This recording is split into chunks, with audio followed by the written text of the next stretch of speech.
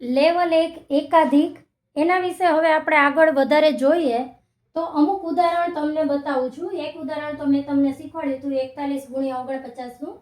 હવે છે 43 ગુણ્યા 47. તો આપણે જોઈ શકીએ છીએ કે એક અધિક છે 3 વત્તા 7 એટલે 10 થાય છે અને પાછળ અહીંયા બે સંખ્યા છે એ સરખી જ છે. તો શું કરવાનું? તો આનો અને આનો ગુણાકાર કરવાનો. 3 સત્તા 21 અને 4 ની સાથે એના પછીની સંખ્યાનો ગુણાકાર કરવાનો. 4 પચા 20. તો આપણો આન્સર આવશે 2021. હવે એવી જ રીતે અહીંયા છે એ પણ એવું જ છે કે 9 ગુણ્યા 1 તો 9 એકા 9. પણ જુઓ મેં તમને નિયમ બતાવ્યો છે કે આ મેથડની અંદર એકમના અંકનો સરવાળો 10 થાય છે. 7 ને 3 10, 8 ને 2 10, 9 ને 1 10, 4 ને 6 10, 6 ને 4 10. આ રીતે બધાના અંકોમાં છેલ્લા આંકડાનો જે સરવાળો છે એ 10 થાય છે. તો શું કરવાનું? હવે આ દશકના સ્થાનની અંદર એટલે કે ટેન્સની વેલ્યુ છે એ સરખી જ છે, સેમ છે. તો આપણે શું કરશું કે એના પછીના અંક સાથે એનો ગુણાકાર કરશું. અને ખાસ જ્યારે એકમનો અંક બે આંકડામાં જ લખવાનો છે. જો 9 આવતો હોય તો 0 9 લખવાનું, પણ એક આંકડામાં 9 નહીં લખવાનું. અને આ જ રીતે પાછળના બે અંકોનો પણ જવાબ સેમ મેળવશું. તો હવે જુઓ અહીંયા 9 એકા 9 અને 5 પછી આવશે 6 એટલે ધેટ મીન્સ 5 6 30. તો આન્સર થશે 3009.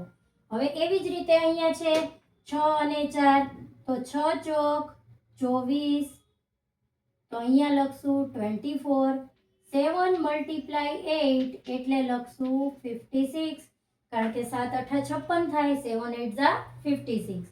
સેમ એજ મેથડથી 8 + 2 10 થાય છે તો 8 2 16.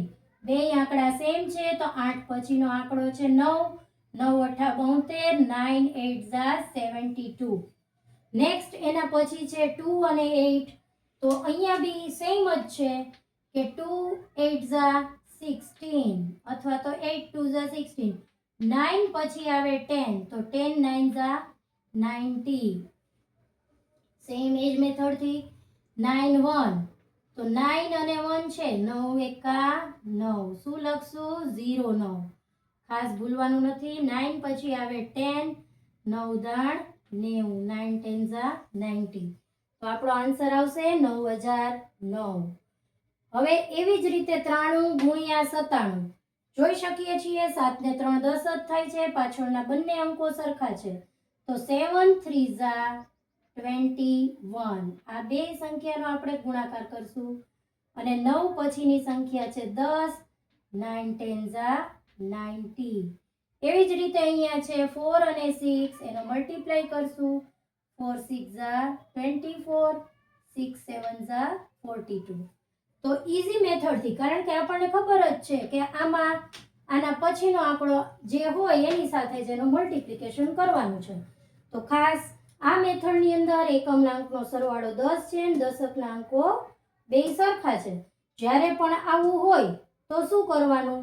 આ બંનેનો ગુણાકાર અને એના પછી બે સરખા આંકડા છે તે એના પછીનો નંબર લેવાનો. અહીંયા 4 છે તો 5, 5 છે તો 6, 7 છે તો 8. ઓકે. હવે જો આ જ દાખલા આપણે કેલ્ક્યુલેટરની મદદથી કરીએ ને તો પણ વાર લાગે, એના કરતાં પણ ઝડપથી અહીંયા આપણે કરી શકીએ છીએ. તો ખાસ બધા જ આ નોટ ડાઉન કરજો અને એક્ઝામ્પલ માટેના દાખલા છે એનો ફોટો PDF મોકલું છું તો એ તમે ખાસ બધા કરજો. અથવા તો તમે તમારી જાતે પણ બનાવી શકો કે કયા બે અંકનો સરવાળો 10 થાય છે. જો આનાથી આપણું માઇન્ડ છે એટલું એક્ટિવ થઈ જાય કે 1 હોય તો 1 ની સાથે 9 હોય, 2 હોય તો 2 ની સાથે 8 એટલે 10, 3 હોય તો 3 ની સાથે 7, 4 હોય તો 4 ની સાથે 6, 5 હોય તો સેમ વસ્તુ થશે. જેમ કે અહીંયા 55 મલ્ટીપ્લાય 55 મેં લખ્યું છે તો 5 5 25 અને 5 પછી 6 તો 5 6 30. જ્યારે બે રકમ સાવ સરખી જ હોય કે સ્ક્વેર હોય કોઈ પણ રકમનો તો પણ તમે આ રીતે જાતે રકમ ક્રિએટ કરીને પણ બનાવી શકો. 35નો વર્ગ, 45નો, 55નો, 65નો, ઇવન 105નો પણ શીખી શકો. નેક્સ્ટ આપણે વર્ગ અને વર્ગમૂળના દાખલા શીખશું. Thank you.